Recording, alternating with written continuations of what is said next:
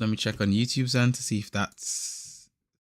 You know what's the other thing too? Because of the fact that I was in a foreign country, Yeah. my computer keeps asking me to like, oh, check your. Are you? You know? Oh, those kind of things. I get it. I get it. I know exactly what you mean. Oh my God. Yeah. Are you here? Is it actually you? And are you actually here? Yeah, it sucks. That's interesting. Well, with that said, I think we're live. So we're going to say, let's get this party started. No, that was a bit too much over the top here in the late Wednesday evening. Hi, Nalu. I want to say very much welcome to this podcast, That Beautiful Life podcast, episode 229, that we weren't able to record last week because my dear friend below me here in the square, Curtis Campbell, has been on a trip to Malta, but now you're home again in Reading, my friend. How are you?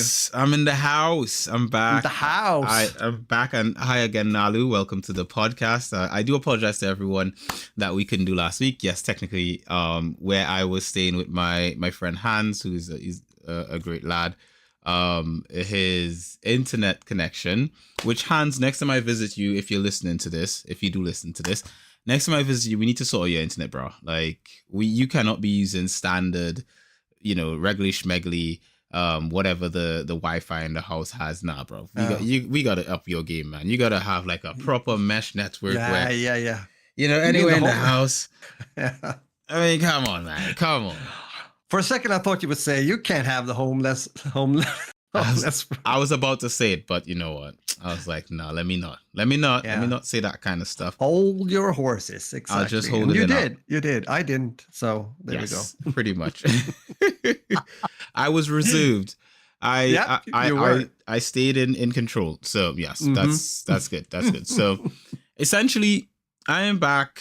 I have sorry if I'm not looking at the screen right now at the camera because I'm like setting up everything and all that kind of stuff. I've been away for a bit. Malta was amazing. Loved Malta. I want to go back like ASAP. If I could go back to Malta in the morning, I'd probably do it. I'd probably book a flight and go back because it's warm and getting back to the UK, it is cold again. It's like I'm wearing more clothing. I was even contemplating putting on my robe before sitting down to do the podcast because the window is kind of like ajured, so it's slightly open next to me. And there's a bit of a draft coming in, but I think I can manage for now. If I do get up in the middle of the podcast, you guys know why. I need to cover myself up. But Malta was amazing, absolutely amazing, great country. The people were great. The one thing I will say is Maltese people from the south, absolute a-holes. Like they're rude. They're like really rude, and not just Maltese people. I just say people in Malta from the south, rude people. People in Malta in the north, very friendly. Very nice.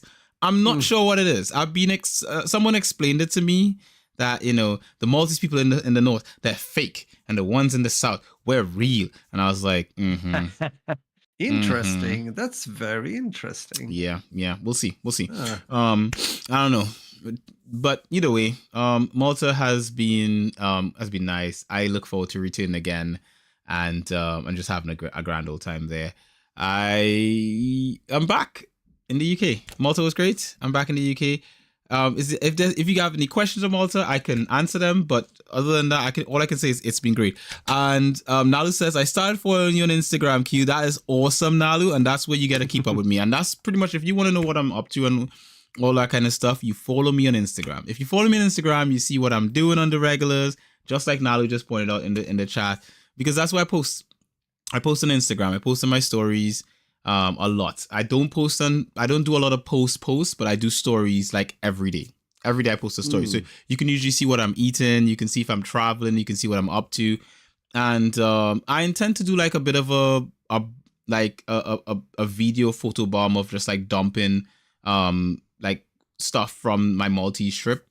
But for now, that's where you'd get it. You'd get it on my Instagram, really. I don't really post on Twitter that much because, well, Twitter's a bit weird. Yeah, but that's different. Yeah, no, it's a totally different social media. Yeah. X meaning Twitter. I still say Twitter. X, yes. X like X. What on my desk? No. It's different. It's more like social media on steroids. You write something and then like the next minute it's gone or whatever have you. So Instagram is it's closer to Facebook in a way, because it's more like a feed and you react to things and stuff like that. Twitter is more fast-paced stuff, It's that kind of...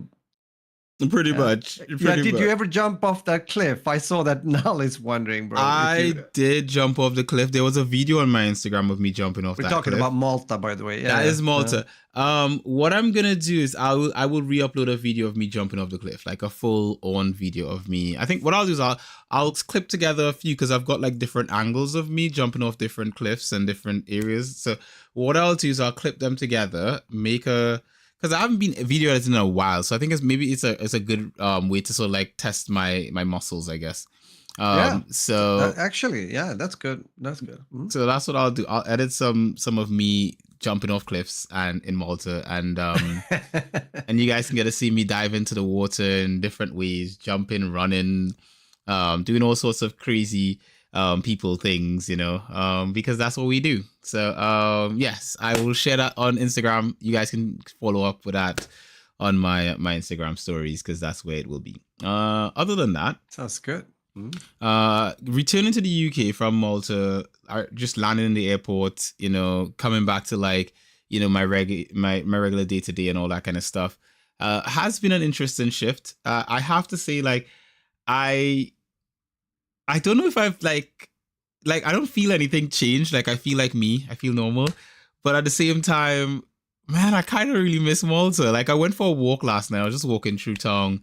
And, I know where everything is. I feel comfortable and so forth.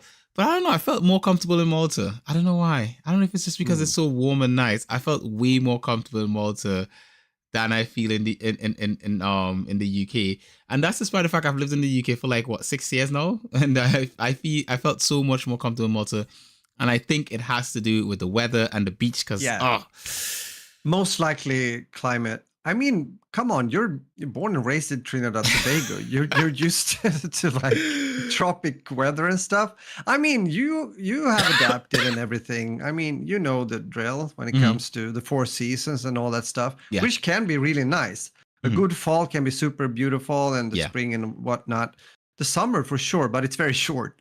That's also something we have in common when it comes to living, like as you do in the UK, and I live in Sweden. So I know it's also started to, because the interesting thing is when we talked last week, even though we had to postpone the podcast due to technical reasons, there was still really good weather here, and we talked a bit about it. And I was like, well, I still feel that it's summer here. And to a certain extent, it still is. It's still good days. And I hope that weather will keep up also, because there's a reason why, since you're also visiting. But yeah, I can feel now, though, we have some rain in the afternoon now. And, that kind of changed the temperature a bit. But it has been really nice. Also today was good. So... But I see it's changing slowly. I can actually, today was the first day, it's been there for a few days, but the first time I saw, wait a second, there's actually some yellow leaves on the grass. No. Yeah, it was like, oops, And as said before, I think I've said this every time, the evenings, the darkness is coming earlier now due to evenings. So it is a change, and it can go pretty fast, actually. I mean, now we are soon at the end of August. Hopefully, though, as I've mentioned before, here in Sweden, we have this expression, and I've said this before to you as well. It's called Britt Sommar. Britt is a Swedish old name. Sommar is summer. So it's just an expression saying that July or early August come back a bit, like in mid of September. So you get like a last breath of the summer temperatures and the good stuff before, turning page, getting towards winter. So it's a bit like that. Oh man, you know what? Who knows? We shall see how it goes. I mean, here it's gray outside. What do you call it? Google lies, of course, and says it's like 18 degrees outside. It's not. It is bloody windy outside, so it feels way colder than that. It feels like it's It feels like it's at least like yesterday. I looked at the weather before I went for a walk. It's at like 19 degrees. I was like, oh, that's nice and warm. I just put on a t-shirt and just some jeans and go out. And I walk out the door, Rog, and I'm just like, oh man, like what the fuck is that? Yeah, that can be hard. That can be hard. That shift, that change. And of course, everything is relative. I mean, it depends what you're used to. If I got it right, you often told me, which I kind of find it fascinating, when you lived in Trinidad Tobago, it was often, so we talk temperature, weather, and you said, like, well, it's 28 degrees, okay? Like plus Celsius, okay? Next week, how what's the temperature? Well, it's 28 degrees. It was like very often around there, which I think is pretty cool. And because at the same time, when like Nala is saying what is warm to you, or for me for that sake, like are you serious? Right now it's 106 Fahrenheit, which is like 40.56 degrees Celsius. Wow. With hot breeze, it feels like 112 Fahrenheit, which is like 44.4 degrees Celsius. That is insane. Then you can start to boil eggs just by putting up like a frying pan and like crack an egg into it. That's serious. That is proper heat. I would say for me personally, what I consider to be warm, I think normally like 15 degrees feels warm to me. Like it starts getting a bit warmer. 15 degrees Celsius is nice and warm. But one of the things that I would always say, to the advice I always give to people, is that it all depends on the wind chill, because it doesn't matter what temperature it says outside. If it's windy as hell, it feels cold. Like it doesn't matter. Yes. And depending on the winds, where are they coming from? Exactly. Like I can tell here the directions. Like it depends on what kind of breeze it is. As you said, if it's warm like wind, sure, then it will stay like that, and it might even feel quite hot, and even warmer. But if that's like the mild breeze or even cold, like because that's usually what happens before we get like real summer here. When you go from like spring, it can be maybe 20 degrees Celsius, let's say, plus degrees. But then the wind hasn't, or the air hasn't been heated up like enough, if that makes sense. So it still feels a bit cold when the wind is on. Yes. Yes. So I guess it's the same for you, like in the UK. Same. It is just, it just feels really, really, really, really warm. Sorry, really, really cold. Sorry. Right now. So, whereas in Malta, it just felt nice and warm, I felt chill. It was comfortable. Yeah. I'm back and I'm freezing. I feel uncomfortable. And granted, despite that fact, I kid you not, I'm walking around the house with just pants on, right? Like I'm not turning on my thermostat like for nothing, Like, I don't care how cool it gets. That thermostat will stay off as long as possible. Yeah. But that being said, when I go outside, I am finding myself, like yesterday, I ended up coming back into the house. I put on my big winter coats and I had a scarf on and everything. And I was like, okay, I'm ready for this. And I went out. But yeah, I do want to take a walk tonight as well, similar to like how I took a walk last night. I would like to go out and just get some fresh air and all that kind of stuff. Yeah, that's nice. That's very nice. Yeah. So I will, I guess after the podcast, I'll probably take a walk and just get some fresh air, get out there and all that kind of stuff, because I've been in the house pretty much all day. I wanted to go out earlier and go to the comic book shop, but I didn't end up going. I just sort of got up and I was tired and I just didn't really want to do anything or go anywhere, that kind of stuff. But yeah, I'm back home. I am trying to just readjust everything. Some of my computer stuff is not working properly, which has kind of got me a bit annoyed, but I'm just tempering myself and just going with the flow and just try to get it back into the vibe of things, and hopefully I can get into a good solid rhythm of things and get back get back all good and dandy. You will for sure. It's just adjusting. You guys are going for a walk. Hey, hello, Miss A&R. Hope you're fine as well. Having your boy back home. Yeah. They went for a walk. Actually, well, they said they told me they were going for a walk when I went live. Like the minute I go live, they were going for a walk. So yeah, pretty much. Oh, it is what it is. I am, as I say, like it's weird being back. but it's also at the same time, it's like I'm back. I don't know. Like, and there's some like in my head, I feel kind of weird. I feel off. I'm not sure what it is. I think But maybe. isn't it so? Sorry, interrupting. I mean, think about it as well. You've been stationary for a very long time. I know. We all have. I haven't traveled for a very long time either. I'm okay with that sort of. I don't really, I've had a period when I didn't do anything else. But you have been stationary for a very long time, and now you got away. And also, not only that, you were actually able to have vacation. The true meaning of vacation. Yeah.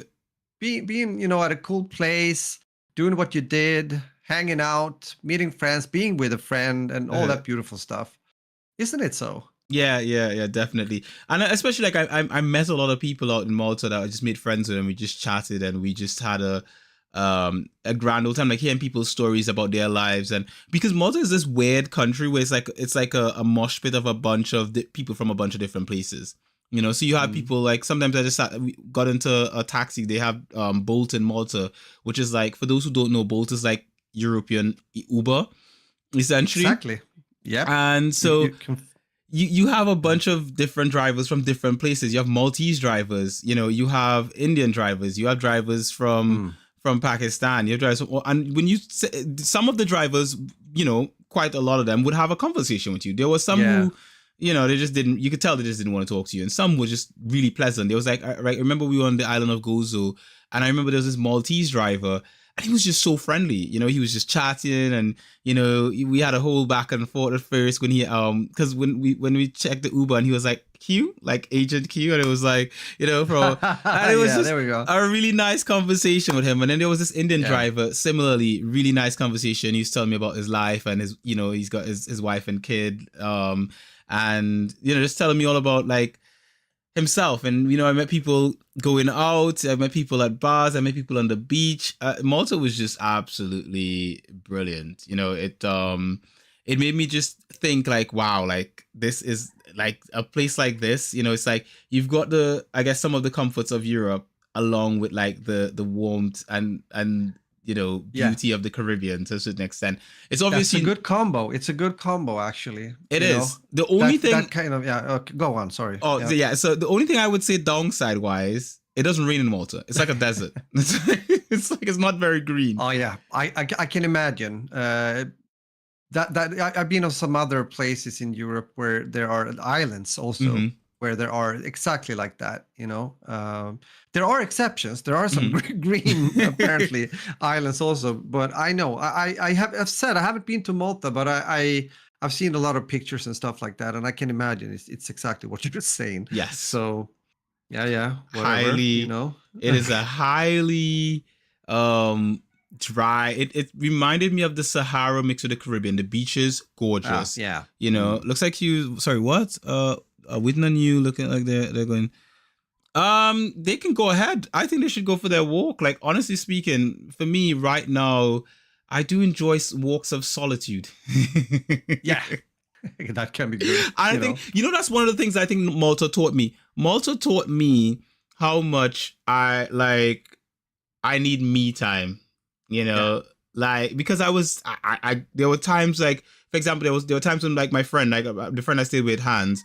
So there were times I'll say, Hans, like let's go out and grab a drink, and he'd be like, I don't feel like it, and I'll be like, okay, I'm gonna go then, and I'll just go out, and then I'll just make friends. Like I remember one time I went out, and it was just like I went out, I got to a bar, sat down, I ordered a drink. I got a Sex on the Beach. That's what I got. Sex on the Beach. Okay. And I'm sitting there because I didn't want to drink any more beers because I started to realize I was getting a bit of a tummy, and I was like, no more beers. I'm just going to drink like other drinks.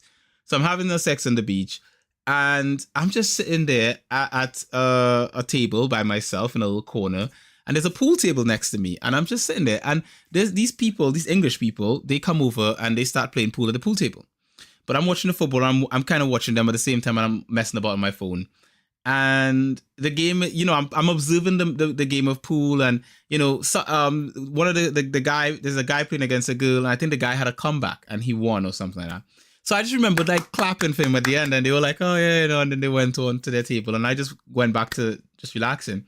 And this other guy comes over, And he's like, fancy a game? And I was like, yeah, why not?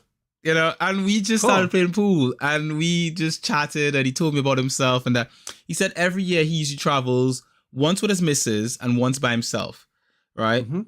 He said he needs that self getaway. So Malta, that when I saw him, that was his by himself trip.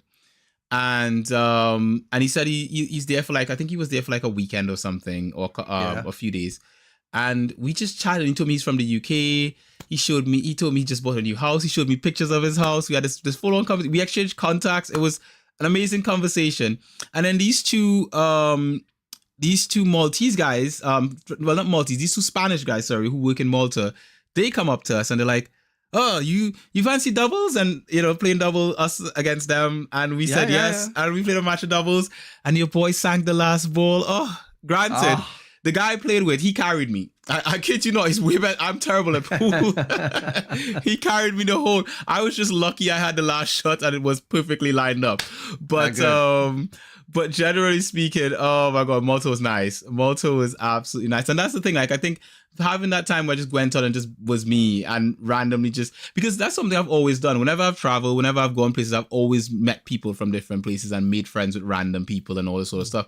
And so it was just nice doing that again. And it reminded me that how much I love travel. Like, I love traveling. I love going to new places. I love meeting new people. It just reminded me so much about that, because I think I'd forgotten. I think I'd gotten so accustomed to just being here in the UK that I didn't even think about it. Like, it was just like, okay, cool. This is what it is, So I can understand what you mean.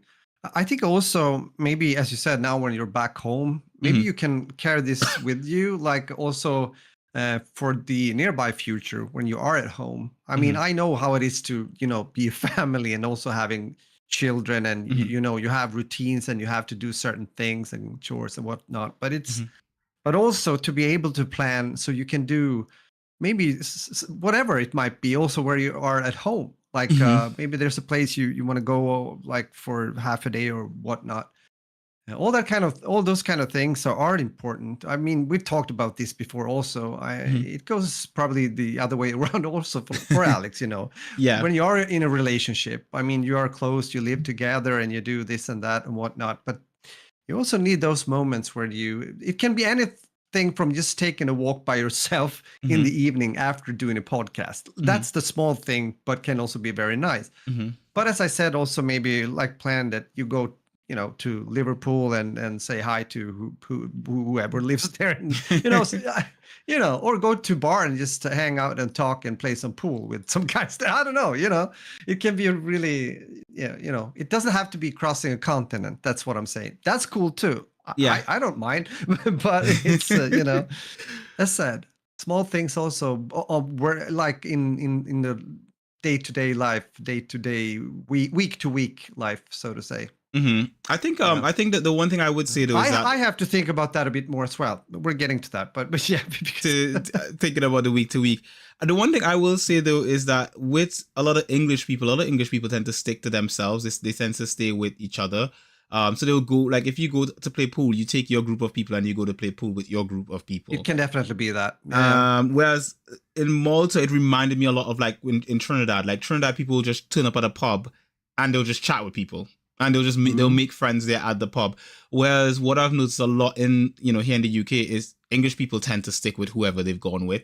I'm not saying that's across the board, but that does tend to be how things happen here, because whenever I've gone out to play pool, it's been with my group of people, and everyone seems that I see out tends to be in their groups. So I don't know, maybe there are pubs out there that have pool tables where people just turn up and they play together, but I've not been to one, so not in the UK anyway. I guess it depends on where you are, what place you are at. Of course, this was also Malta, and it's also a place where people go for vacation. Yes, so it's a mix of people, especially in Europe, like the period you were there, like in August. Usually here in Sweden, it depends on, but most people are still on vacation in July. Yeah.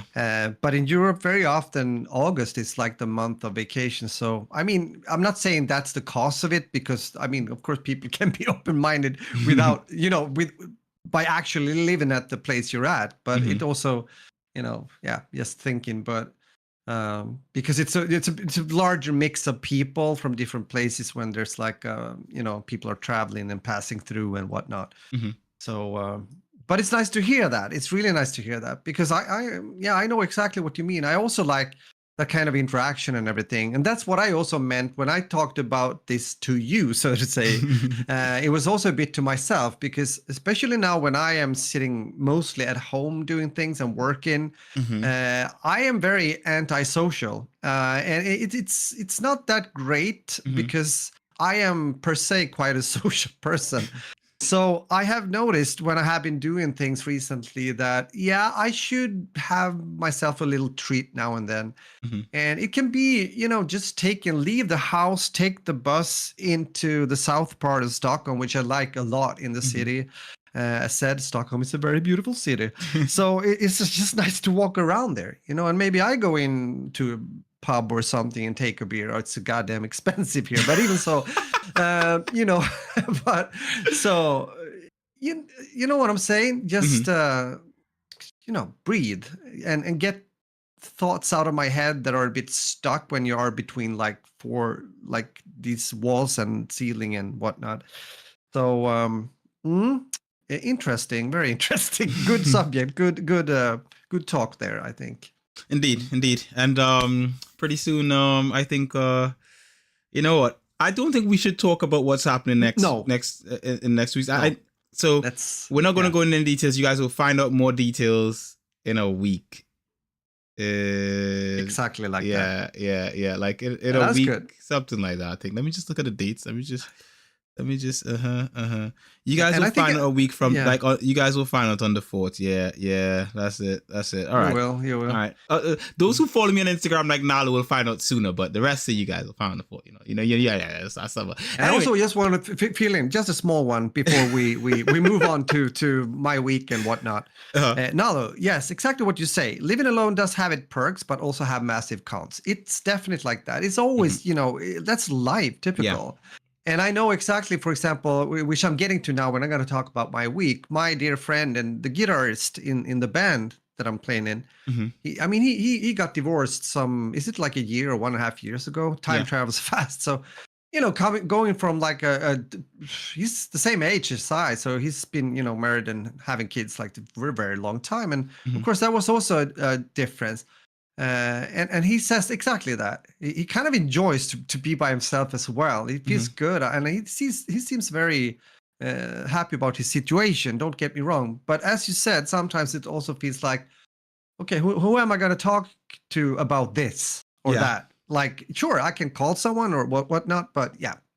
So there we go. It's a bit of a trade-off with everything to a certain extent. It's a double-edged sword, because like I remember, double-edged sword, true. I remember speaking to someone who in Malta who told me like they enjoy their solitude and they enjoy I guess having their own place and not having to answer to anyone to a certain extent, or if they don't feel like cooking dinner, they don't have to cook dinner or they don't have to do this or anything like that, because it's just them.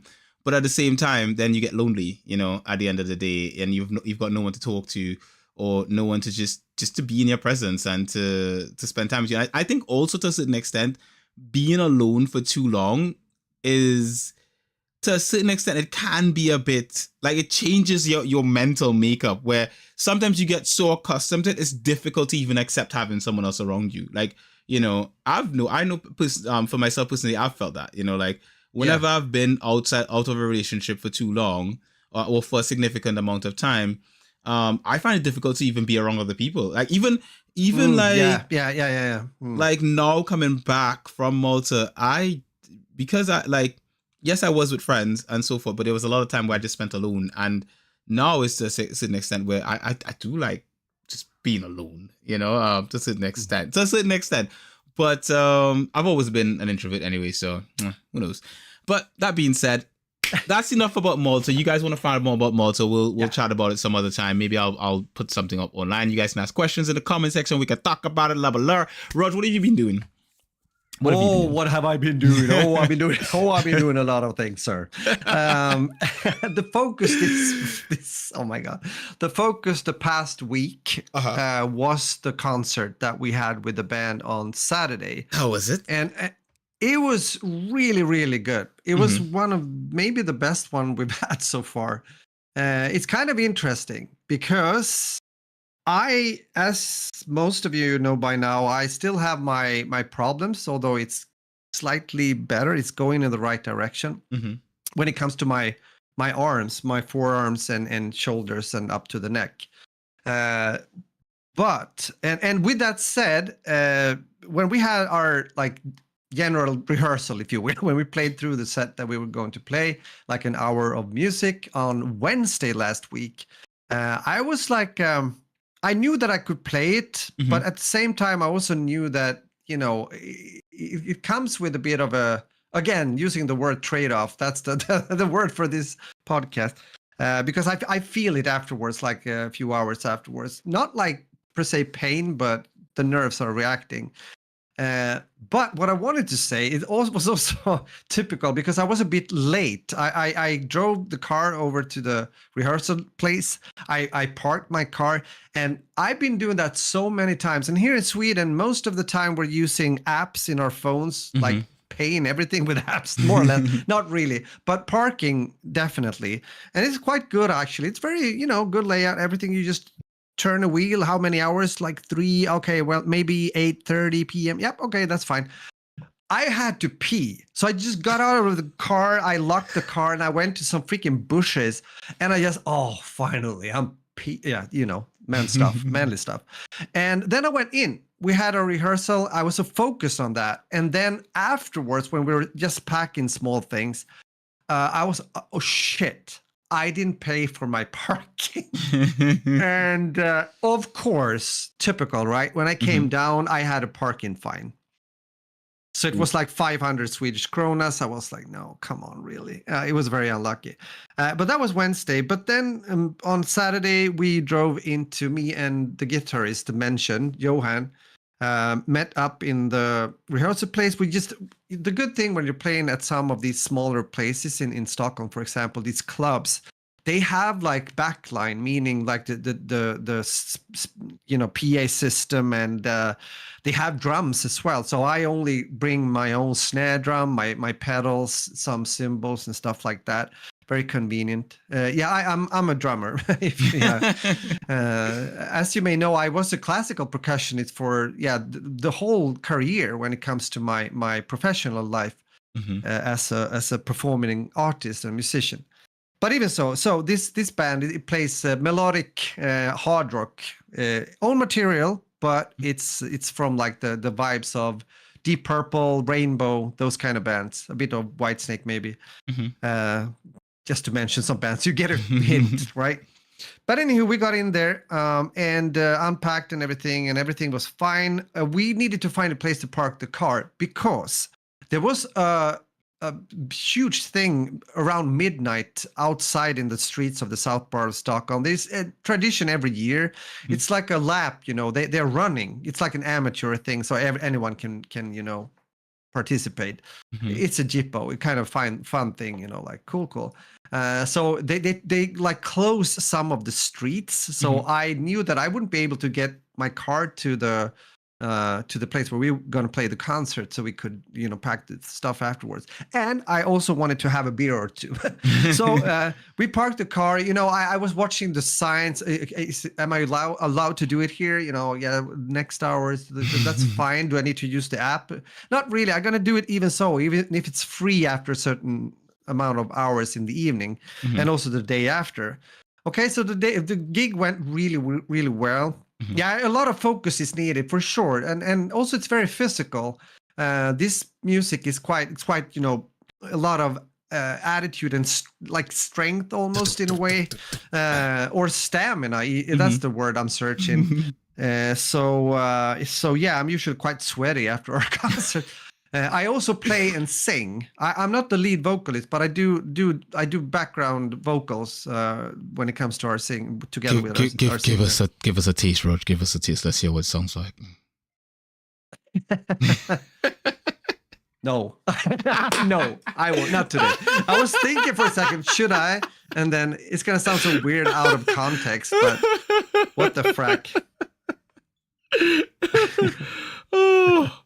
Yeah, Neil Peart was great. He was very groundbreaking, and a lot of drummers has been inspired by him. I really like Rush. I really like Neil Peart. Definitely great drummer, great musician for sure. But anywho, the day after we came back, and we picked up the instruments, the small things we had, guitars, bass, and the small drums that I just brought along.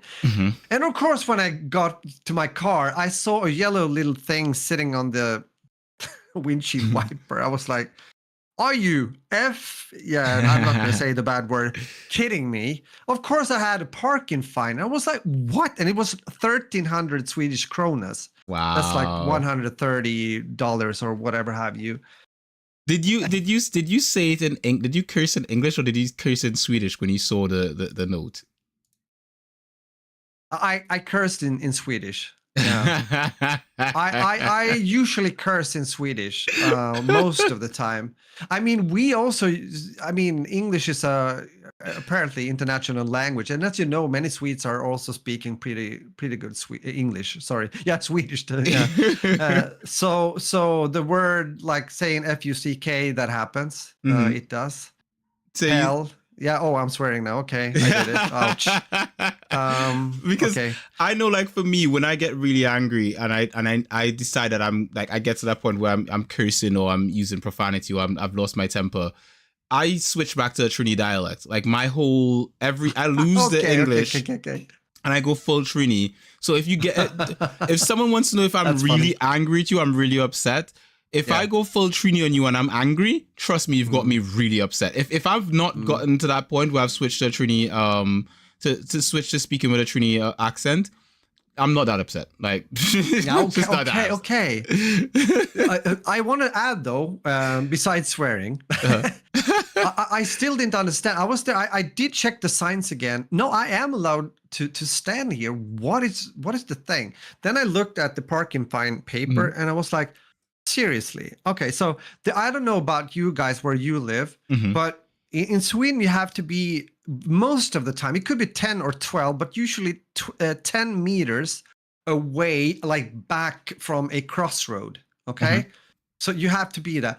And I saw it, and I was pretty sure this should be fine. It looked very far away.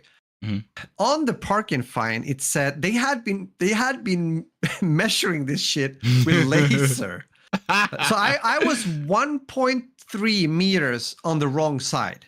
Wow. So I was basically 9.7 meters away instead of 10 meters. You think they will hold that up? They would hold that charge? Yeah. Can you dispute it though? Can you just be like, look, come on, it's just like 0.3 meters. Like, come on, you can't. Yeah. You can't charge me for that. I could, but it's no idea when it's. I mean, I have. Well, that was unlucky for sure. But it's the law is clear, but it feels very like. Yeah, now we're gonna see. I'm gonna have my laser thing here, and I'm gonna stand here. We're gonna see now. Actually, this guy. I think. How do I feel today? I'm a naughty boy. I gotta give him a parking fine. Here we go. 1,300 Swedish kronor. Yeah, eat that. Yeah. Oh man, that's terrible. Yeah. It's horrible. Yes. Absolutely horrible. HE double hockey sticks. Yeah. So that was that. That was my week. Terrible. No, but it was good. I mean, so I guess we shared it actually. I didn't have to pay it, because I mean, I am taking this responsibility also. I am bringing my car. I am like being the initiative kind of person behind making sure that everything is all set and bringing back the stuff. With help, of course, but it also means that I get a bit compensated with money for gas. So the other guy said immediately, "Oh, that's really unlucky. Of course, we'll share this, fine. So it's all good. It's all good. But it's just very typical, isn't it? I haven't had a fine in many, many, many years. I can't even remember if I look back, and now I've had 2 in 1 week. So. Here's a question though. Since you're Mhm. designated driver, that means that does no one drink after the concert, or is it just you? Then I'm the unlucky guy, if you will, because. But at the other hand, when we have been gigging like this before, doing similar like shows or concerts, it's been okay. I'm like, okay, I can miss sitting down, taking a beer. Mm-hmm. It can feel really good, relaxing, if you will, and all that stuff. But Mm-hmm. at the same time, I also want to get like it's nice to get home. Like I can drive, I save time. I don't have to look for a bus and maybe go with the subway first and then take a bus and sit on a bus and whatnot. Because even though, as said, we were talking about this before when you touched base regarding being around people and because one thing that I feel now that I react a bit upon is when I now have been a bit more this week traveling like with subway and buses, and I'm like, why are they sitting so close, and why is so many people here? What are they doing with their phones all the time, and why is that guy talking so loud? And there's a lot of things you start to react to because you used to be in your like safe haven, if you will, like spot. Away from the peasants. Yes exactly. And then it's like a full whatever. The human experience. It's the human experience. That's what it is. Yeah. But bro, with that said, talk to what me. Do you say? Yeah, talk to me as well. I say we talk about. Yeah? We can talk about some video games. I'll start first. I have barely got to play while I was on my vacation, which is great. I did plan to play a lot, do a lot of playing of Trails. I did take my Steam Deck and I did play some Trails while I was on vacation, but I did not play a lot of Trails because I spent a lot of time doing vacation stuff, going out and as you should. As I should. So when I got back home though, however, I hadn't played eFootball for so long that I decided, you know what, I'm going to play some eFootball. And I haven't played in a while, so your boy was a bit rusty. But I'm just saying, I had such a win streak, though. I've been you had? Okay. Smacking people left, right, and center. I was like, yes, in your waist. It's been beautiful. I've been loving it. So they've done some updates recently, and I think that's the bloody irritating thing about online games is that sometimes they do an update and everything seems great, and then the next update is probably going to be terrible and it's going to suck and I'm going to hate it. But for now, the current update, I'm okay with it. I have been playing well enough. I've been winning matches. I've been having a good time. And my team that I built in the game so far is still amazing, even though people have signed a bunch of new players. My team is still amazing, and I like that. So it means that I'm still competitive. I'm waiting for the new update that comes out in the second week in September. I know I'm going to be a bit more busy in September, so I don't know if I'll be gaming as much in September, but we'll see how it goes, really and truly. But yeah, that's mainly it. That's the reason why you have gameplay of eFootball up on the screen, because that's literally the only footage I have. This is old footage, by the way. That's not actual footage I captured. Because my Xbox is not even in my room. I moved it to the living room, so I've just been kicking back in the living room and just playing and hopping on calls with my brothers and just chatting shit. And yeah, it's just been nice. So yeah. Pretty much. What about you, Rog? You've been playing some other stuff, some also online games as well, yeah? Yes. I haven't gone back playing old games. I've actually played new games. Look at that now, variation. I've been in 2 play tests. There's one game that is called Spectre Divide, and this is kind of interesting for many reasons. It hasn't been released yet. Again, this is a play test, as said, and it's developed and published by, I guess, a smaller studio named Mountaintop Studios. But there are 2 things that are special with this. First off, the very well-known FPS gamer Shroud has been involved in this game when it comes to development. I think they've been doing this for like 2 years or something. Yeah. And well, it's a in a way genre evolving, if you will, when it comes to competitive FPS gaming. It's 3v3 tactical shooter. But the thing is, it's driven by duality, and it means that you have a Spectre, another version of you. So when a round starts, since, like in CS or Valorant, it's round-based, right? Competitive. If you're an attacker, you're going to plant the bomb, stuff like that. So already here you might hear my words saying that it reminds me definitely about Counter-Strike, games like Valorant. But again, it's 3v3. But the twist is again that you have this duality feature, meaning that your Spectre that you can place on the map. So what happens when you start to play? You have this buy round, but you can't buy individual weapons. You buy them in pair, meaning that you will get one gun, the other gun goes to your Spectre. Okay. Armor, yes, and those kind of things. There's also some light abilities. It doesn't define, or I shouldn't define it as a hero shooter.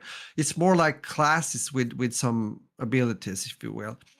And because it's foremost the shooting, as it should be, right? Yeah. And so the thing is, when the round starts, you can place your Spectre. You put up the map, right? And of course, you can't put it like anywhere on the map. That would be just chaos, and the whole it wouldn't work out well. But you have a certain area up to a certain point towards like A and B, which is usually the bomb sites. Okay. So if you want to attack, you can. So this brings another dimension into the gameplay. I would say some more tactical options, which are kind of interesting. So what I did is that I sometimes put myself, my second me, quite far away on the other side. So I could, if I got a call out from someone in my team, my trio, they're at B and we were pushing or defending A, let's say, I could just, switch over to my Spectre if he wasn't already shot. Because, I mean, if the enemy sees your Spectre just sitting there in the corner, they can shoot him, okay? So, and if you die while you're at A, let's say, like having a gunfight, you immediately get transferred onto your Spectre. Right. So this is pretty cool. So what I usually did, because I felt that the first scenario could be okay, but usually I was very close to my Spectre. So let's say I'm going A. Let's say we're gonna attack A. I go A. So what I did is I tried to, you start to check angles and everything. It's competitive shooting, like there's someone there. Okay, a lot. And then when I saw that it looks okay, then I maybe put my Spectre up on a shelf or something, close by. So sometimes when I got like how do you say, maybe I got it in a 1v2, let's say, and I shot one but got killed by the other, boom, I transfer onto my Spectre, which is close by. So I just, come down from that small little container or whatever have you, go around the other corner and come, behind the guy that just shot me. So again, it opens up for quite some interesting tactical, options when it comes to this type of game. I made a video about this game on my channel if you're interested. I don't think so many people, of course there's people in the playtest and people have been talking about it in the community of FPS, but it's not like well known yet. I think this game could be do well. I also like the art style. If you look at it, it's quite anime or animated looking to a certain extent. And I don't know. I'm just I gotta keep my eye on this. You can still request access. I think the playtest will be up until, or is it now? No, it stops today. Actually, right now, I just checked. Okay, the closed beta. Yep, so that's that. So that's Spectre Divide. I just want to mention that, and hopefully, this can become something good. Then I also want to mention Delta Force, or actually Delta Force Black Hawk. Like this is a new game in the classic series. So they just changed the name and just call it Delta Force now. And I haven't been able, it's been hard to get into the playtest. It's been hard to get keys and everything. But luckily, just the other day, I got into it. And this is interesting for many reasons, because Team Jade, apparently the developers, has been able to make a game, a free-to-play Battlefield, like big scale Battlefield shooter that has like so far in the playtest, 2 game modes, Havoc, that are, these like big scale Battlefield. It's very like, you could definitely say they have taken a lot of inspiration from the Battlefield games. When you shoot someone, the icon for the death, like the skull, it's like a ripoff from Battlefield 5, more or less. but it's fun. It's actually really fun. And also here you have classes and well, it's a lot with abilities nowadays, isn't it? So, or gadgets, I should say. But it's not only that. They also have a extraction game mode, like almost like a battle royale, but extraction a la Tarkov. Escape from Tarkov. Which is really, really cool. I haven't played that yet. I haven't had time. And also when the game will be released, I think the first quarter or 2025, it will also have a campaign. And this is free. This is free to play. I've had a lot of fun so far. I'm going to tell you, it was a long time. I mean, I liked Spectre Divide 2 for what it is, but that's a game I have to play with a friend or two if I got to play that, because solo queuing in a competitive game like that, I don't want to do that anymore. It's just you don't know what happens. You don't know what you get. This, it's casual. It's fun. I haven't had this fun for some time actually in a similar shooter like this. So I am definitely gotta follow this and see what happens further along the way. I'm not sure when it's going to be released. I haven't seen a date. As said, it's really, really hard to get access right now. I think they're going to have the playtest up until the end of this month. So probably end of next week or maybe even the beginning of September. That's what I've been reading at least. So cool. There's actually quite a few things happening now when it comes to playtests. Next weekend, interesting enough, Q, Black Ops 6 will be up for playtest beta.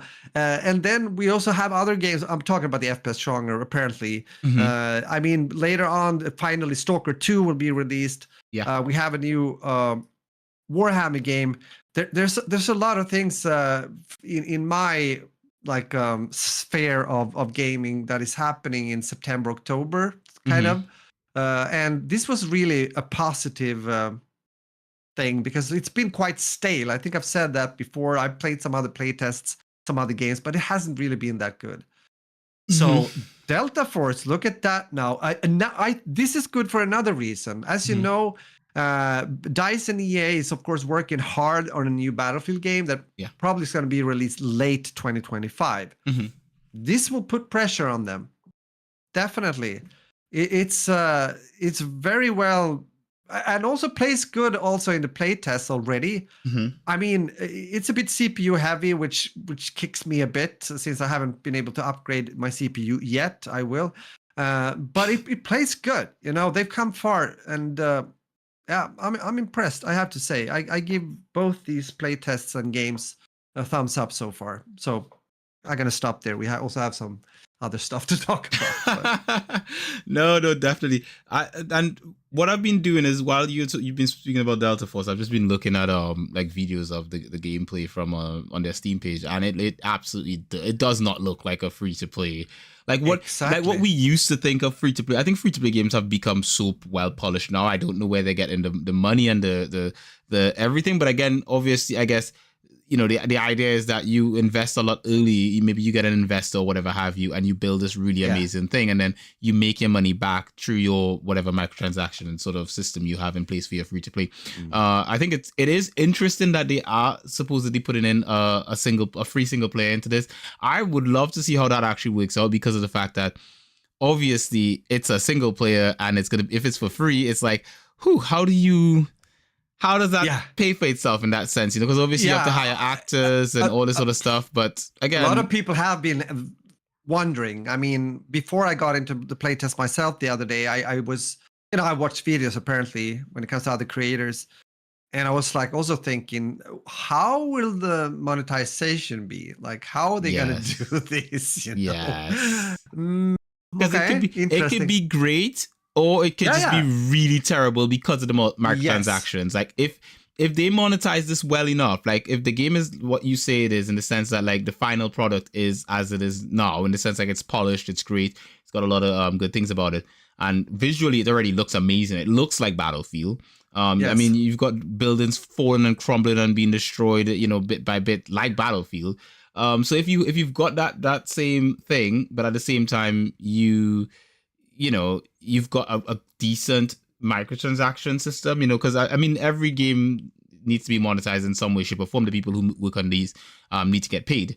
So if the monetization is makes sense and it's not like really harsh, I could see this being amazing. If they are really harsh on the monetization, I could see this being a flop. And just one other thing that came out that was there for a moment and then gone the next. But this looks like it's not going to be that, but we'll see. I mean, it looks interesting. Visually, it looks good. It absolutely looks amazing. And that's me coming from a not so FPS guy. I will say this though, it's not just FPS that have a lot of stuff going on for September for this month. It is Gamescom right now. Gamescom is going on. I wanted to be at Gamescom this month. I wanted you to be there with me. We obviously are not at Gamescom, but generally speaking, right, this during this week is going to be a lot of gaming news. Some of it is not going to come out this week. Some of it is just people in the press being there and getting information, and then it's going to be dumped later on throughout the year. Some of it more likely not. Some of it is going to be dumped during the month of September. But yeah, for pretty much every genre, there's going to be a bunch of new stuff coming out, because that's literally what happens during Gamescom. There's a lot of games, a lot of first-hand experience, getting to see the gameplay, getting to play them, getting to interact with them, and so forth. A lot of it is behind closed doors, so a lot of it you may not hear anything about very early. But look out for a lot of interesting things in September. I will say though, there is another shooter that was announced during Gamescom. Borderlands 4 has been announced, and that was announced during opening night at Gamescom, and there were a few other stuff as well. So far, for me personally speaking, just for my personal gameplay, nothing announced thus far during Gamescom has piqued my interest. It's just sort of like, okay, cool. We'll see how it goes. There's a week to go, so we'll hear more during the week, and there'll be more announcements and so forth. So yeah, let's see what's going on. That being said, let's start talking about some Tele, shouldn't we? I'm gonna close down this video of Delta Force I have in front of me and open up my tab I have for the House of Dragons, because as you guys know, I'm terrible with names and I don't remember anyone's name. Blah blah blah blah blah. Anyway, me neither. Also, it's as you know, it's some time ago since I finished watching House of the Dragon. So it's like, wait a second, how was that now? You have to remind me. Yeah. Well, here's the thing. Let's put a spoiler warning in here now. Spoilers for everyone. Spoiler warning. We are going to spoil season 1 because your boy's gonna do something. Let's do some talking. Let us have a conversation about this.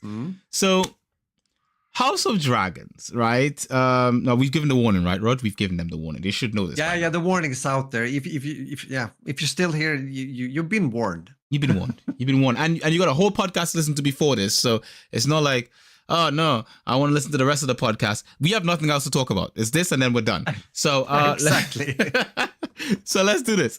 So House of the Dragon, season 1 starts. The thing for me is like, so this takes place 172 years before the birth of this Daenerys Targaryen. So this is not even Game of Thrones. This is before the birth of Daenerys. So Daenerys is born 172 years after this, right?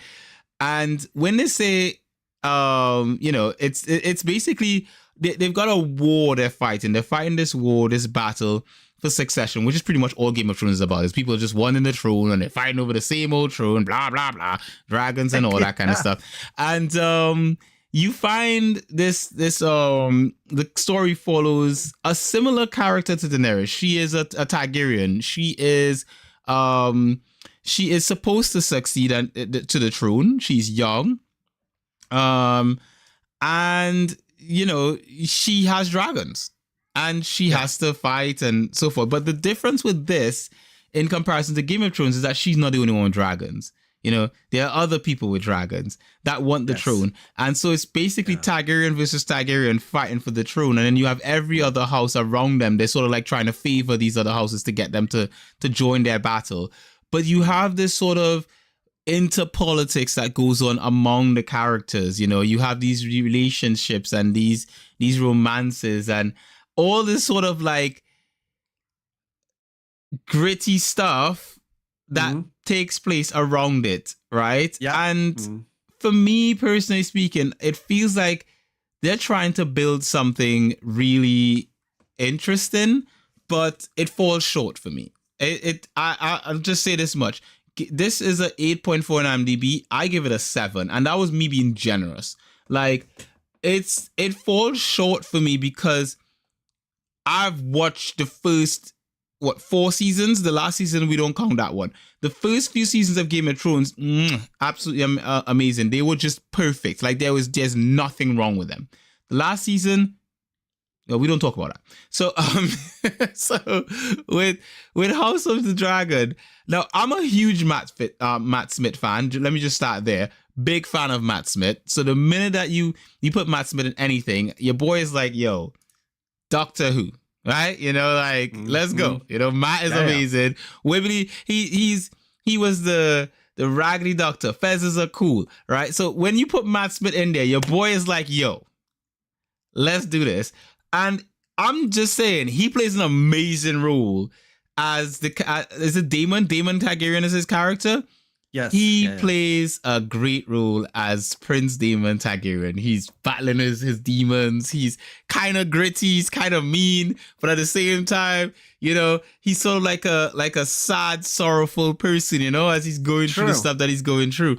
So I like Matt as Daemon. I found certain characters I like and certain characters I dislike. For example, I can't stand Sir Criston Cole. Sir Criston Cole is a wanky poo. An absolute wanky poo. You know? Yeah. Agree. That's one of the persons you want to get rid of early on. But it doesn't happen, to be honest. So it's you got to live with him for some time. And remember, as you said, I guess or you are mainly now talking about season one. Exactly. Season 1, yes, season 1.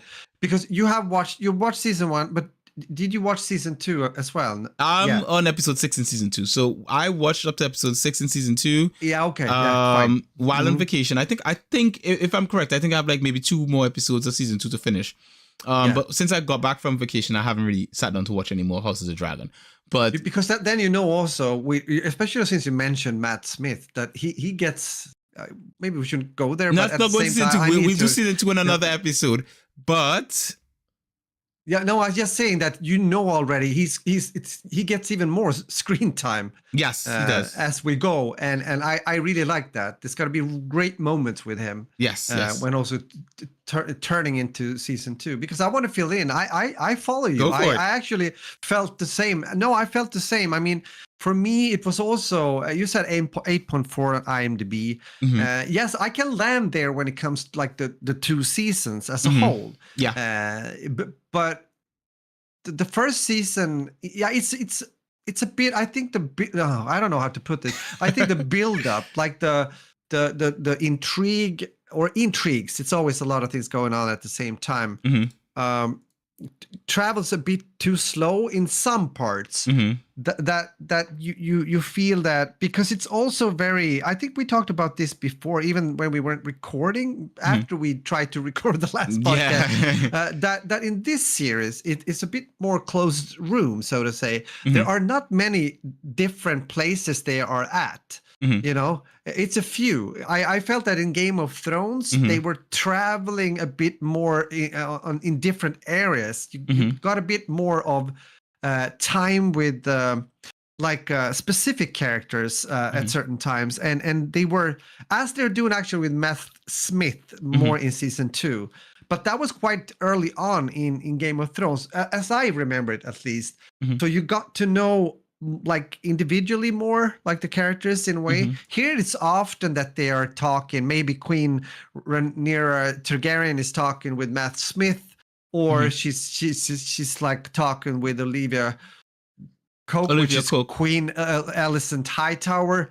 But it's very, you know, or Sir Criston Cole comes in and you get annoyed.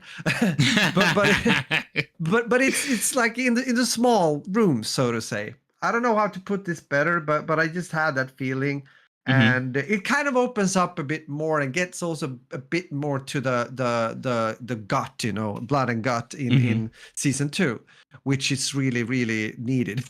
Yes. But I feel I agree with you. It's still entertaining. It holds a good standard and everything, but it's hard to get the same kind of locomotion, if you will, as you feel and get when you're watching like Game of Thrones, the first, as you said, 2-3 seasons. Like, yeah, you can continue and fill in. I just needed to say this because I just yep. It's I think the other thing for me, and when we spoke about this, what I said was that what I found with this is that I did not like is the pace of it. I found that it's really, obviously they're trying to tell a different story at a faster pace. Game of Thrones was very slow paced.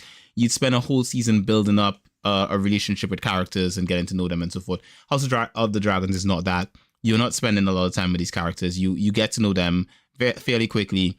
And sometimes they're gone. Sometimes they're there. Sometimes they're gone. Yes, but at the same time, I don't feel any emotional attachment to any of the characters. You know, I feel something for Matt Smith's character because I like Matt Smith. I knew him before this, and for Olivia Cook, I mean, Queen Alicent Hightower is quite delectable looking. I'm just saying.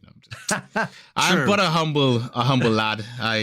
But that's more for scientific reasons. That's for scientific reasons, yes, pretty much. But I agree with you. I have to say again, I think Prince Daemon Targaryen. The cool thing with him, and you talked about it.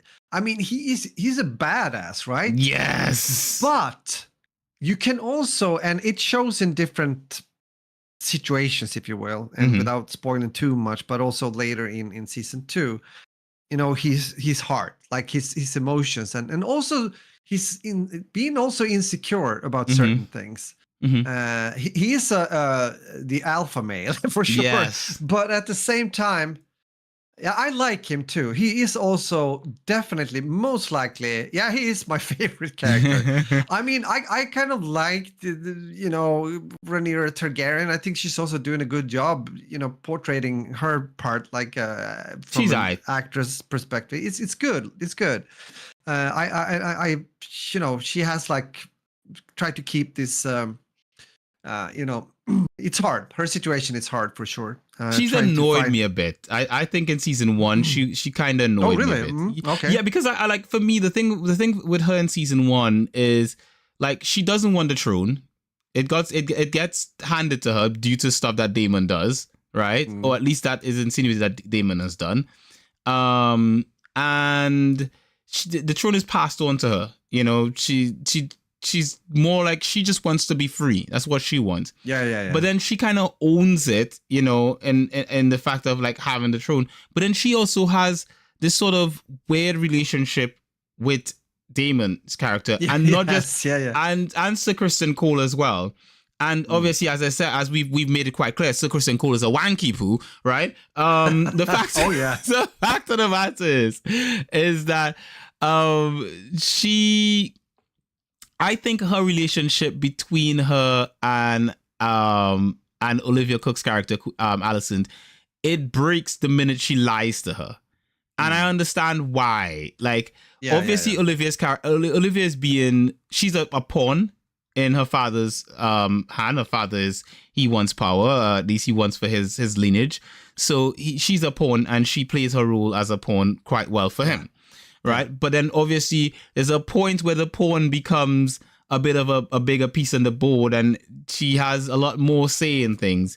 He sort of crafted her into the person that he wants her to be. But at the same time, there's an empathetic side of her, like you feel for her, at the same time, because she was young and she was just thrust into the relationship with the king because of her father, and she had to just fill that role and take on that responsibility and so forth, and bear children and all of this sort of stuff. And at the same time, she has this friendship with Rhaenyra, and she wants that friendship, and she likes it. But at the same time, the minute that Alicent is thrust into this position, Rhaenyra rejects her. She pushes her away. She's like, look, not my daddy. Swear down, we live in a different times, even though we live in these cave times where, like, people could just give their daughter away to anyone, blah. She's like, I'm not about that life. You're my friend. You shouldn't be like, getting your cheeks clapped. But anyway, the point is, so the point is that, like, I think Rhaenyra she did annoy me a lot in season 1. I think season 2, I get to like her a bit more. Season 1, Rhaenyra did annoy me. The lion, the knock, the all that kind of stuff. That was just like, no, Rhaenyra. Tell the girl the truth. That's your girl, right? You got to be honest with her. You got to be like, look, listen to me, girl. Let me just tell you something level there, right? But she didn't do that. So anyway, that being said, I will say as well, another one of my favorite characters, which most people probably will not like, but I do like this character because I find them quite, they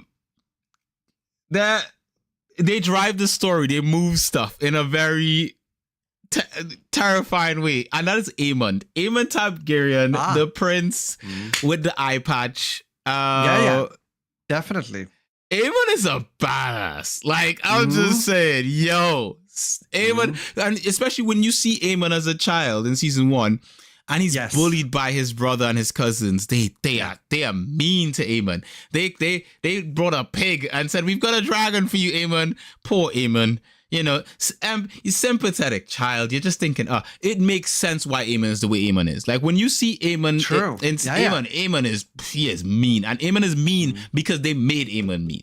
Aemon was a nice kid when Aemon was small. Aemon was nice, and then they were just horrible to him, and especially his brother. I think his brother was the worst. You know, where Aegon is probably the character I would say outside of Sir Criston Cole with his wanky poo stuff, I probably think Aegon is probably the character I despise the most. And I despise him the most just because of the fact that he is a sympathetic character in the sense that he also didn't want the throne. They forced that onto him, right? But at the same time, he just goes in. Like he's definitely not the right person for this. He just does the worst. Like he's just like, leveler, I'm just doing everything, you know? Exactly. But true. He does the most, right? So I think we're kind of spoiling season 2 at the same time anyway, but I've forgotten where season 1 ends and where season 2 begins, but the point... It's a thin line indeed. It's a very thin line. But I will say this much. House of the Dragon is not bad. Even though I find that Game of Thrones is better, I think Game of Thrones is a better series. I agree. Game of Thrones starts off where and I'll say the things, I'll just list the things I think Game of Thrones does better. The pacing of the story is better in Game of Thrones. I think taking a slower pace and building with the characters does much better for them. You get to emote more, you get to care more. So when a character does get killed off, you actually care. So Game of Thrones did that better. The pacing was better. I think the character development was better as well. There were some points in House of the Dragon where I was trying to like figure out who's this person again? Why did this? And this is a quicker story. I should not be doing that. Whereas with Game of Thrones, we were like 5 seasons in and I was like, oh, I know this guy. Wait a minute. What's going on, Leveler? I feel for you. We haven't seen you for like 2 seasons. And oh my God, I feel the pain. Right? So Game of Thrones did a better job of that with character development. I think the nudity was better in Game of Thrones. I mean, you know, sometimes, you know, I'm just saying. That was a big difference. And I'm laughing. Never forget the first episode, you know, or I'm just saying every episode. Every episode. I remember the first time we saw Daenerys, I was just like, oh, they could put titties on the telly? Say no more. I'm sold. I'm in. Say no more. Exactly. So wait, what's the next episode you say? Yeah. I don't know. I think that's what got me hooked on Game of Thrones initially, you know. It was like, I remember the first time you told me you were watching Game of Thrones with Isaac. I was like, you watched that with your son? He's so young. And you were like, it's okay, we're Swedish. Exactly. It's normal. It's like, you know, what? But I mean, that's the thing. I think Game of Thrones, but I get you now. Like I'd watch this with Zabi. But the thing is that like Game of Thrones, first one, way better than this with regards to stuff like that. I also think I also think that it was grittier. It was darker. Oh yes, yeah. It was. I feel like this feels like House of Dragons feels like a tamed down version of Game of Thrones, because in the sense it's like made for like standard television, not HBO kind of television. Whereas when you think HBO, you think like they'll do anything. Exactly. It's like Superman, like a Superman movie when Superman snaps Zod's head and stuff like that. That's House of the Dragon. Game of Thrones is The Boys. That's the difference. True. Absolutely. Game of Thrones is The Boys. Splat, and they are on the wall, you know. It's like, what happened? Vaporized. Yeah. But no, it's true. I totally agree. Yeah. I do like House of the Dragons nonetheless. Shout out to Hans for introducing me to it. My mate Hans, who he had a full, because I don't have HBO. So when I got to his, he had it all ready for me and I started watching it. So shout out to Hans for having it all ready for me to watch it, which was amazing. Good. Yeah. So I binged it on my vacation in Malta and it was amazing. So I still have 2 more episodes to watch. We'll get about to that in due time. And then maybe we do a season 2 spoiler episode. Bob, I don't know. But I think after this I'm jumping to The Boys. I'm going back to The Boys. I still season 4, episode 1. I still have to do episode 2, 3, 4, blah, blah, blah. But for now, we finish House of the Dragons first, get it out of the way, and then we watch some The Boys. Yes. Oh, that sounds good. No, I'm looking forward to hear what you think about that as well. I'm excited. I'm looking forward to it. It's great. Yeah, you know that I like it, so it's gonna be cool. It's gonna be cool indeed. I think the only other series I'm just as excited looking forward to is Mr. and Mrs. Smith season 2, which has been announced, but I can't wait for it to come exactly. That's one of those that are I want to see it as well. I really liked it. It was good. It surprised. We talked about it already. We're not gonna go there now. But time flies as well. I see that now. So yeah. Indeed. There was a question though. Maybe you've seen it from Nalu when it comes to if you have watched episode 1 of Alia sometimes hides her feelings in Russian yet. No, Nalu, that is on my to watch list. I do apologize, I haven't watched it yet. Thank you for reminding me because I'm just gonna load that up. I think that's in my Crunchyroll, isn't it? It is in Crunchyroll. Yeah. Hey, I'll get to that. Don't worry, Nalu. It is on my to watch list. I didn't get to watch it on my trip. I did watch anime on my trip, but I was like on the flight on the way back. I ended up watching some Slime. Okay. That time I got reincarnated as Slime. Anyway, watch that. Mushishi Tensei. I think that's how it goes. But yeah, I haven't gotten around to watching it yet. So I will do in due time. I will get to it and we shall talk about it on the podcast. I do apologize for the delay. House of the Dragons did kind of captivate me and blame Hans for this. I thanked Hans just a moment ago, but you blame him for this, not me. I'm innocent. I was just on vacation doing vacation people things, So yeah, if you want to blame anyone, you go into Discord, you find Rare. I think he's in my Discord server somewhere, and you message him and you tell him, "Oi, he would have been watching this thing if it wasn't for you." I know where you sleep, boy. That's it. So yeah. Yeah, so generally speaking, that has been it. That's House of the Dragon for me. I still like it. It's not as good as Game of Thrones, and I think that's sad for it because of the fact that unfortunately people will compare it to Game of Thrones because it's associated with the Game of Thrones series. Of course, and it's just not as good. That's it. Yeah, but it's also partly, I just got a feeling though, it's partly expected. It's really, really hard to get up to that experience again. Because it's been done already. Yeah. Even though 172 years earlier, it's still like it's a prequel in a way, and it's still like it's hard. It is. It's not easy to follow up. So, but they're doing a good job. As you said, I also like it, and I will also come back watching it when we get moving on like into the next season. But we'll see. We shall see. We shall see indeed. So, Raj, I think we got a podcast, haven't we? We have a podcast in the pocket. It was great to do this again and talk as always. And I just want to say to you guys out there, thank you for being here, being live, interacting, talking, hopefully giving a like on our podcast as well on YouTube. That helps us out as well. And of course, have a really good week now. And it's going to be nice to share some other new experience when we get there next week.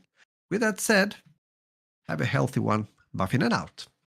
Beautiful as always. So with that, thank you very much, guys, for listening to this podcast. As always, like Rog said, like the podcast, share the podcast. That's how more people find out about the podcast, so we can have more conversations about that kind of beautiful stuff. But anyway, that being said, thank you very much, as always, for listening to this podcast. As always, you can find Roger at 40 Splish Plus. That's number 40 at SPLASH. He streams on a Tuesday and a Sunday. That's correct, Rog? Correct. That is correct. You can find it if you're watching live on YouTube, you will see the stuff on the screen. You can find me at LPGuardians.you pretty much everywhere else. LPGRDIN. You can find me. You can find us at Simply Binge or at Simply Binge UK all over the place on the interwebs and all that kind of good stuff. And as always, We wouldn't like you guys to miss out on any of the episodes of That Beautiful Life podcast. Many beautiful people like you subscribe to this podcast on Castbox, Acast, Spotify, iTunes, simplybinge.com, and elsewhere. And with some content like that, we're giving it for free. So, as always, guys, this has been queued for your pleasure. It's a wrap. It's so good to be in front of my mic again. Yeah, I don't have to use, good, doesn't it? Don't have to use backup mic no more, Don't have to be doing that stuff. Gotta use the real mic. Love alert. It's great. And you're sitting in a good chair. You're not sitting on a bed. Yeah, I'm not having the camera do this all the time, because I got used to that. No worries. Yeah, so it is good to be back in my spot. The one thing is I'm not using my regular headset because it was dead, so it's charging right now. Hopefully it charges up nicely. So next episode I'm gonna have it ready to go. But good thing I have backup headphones.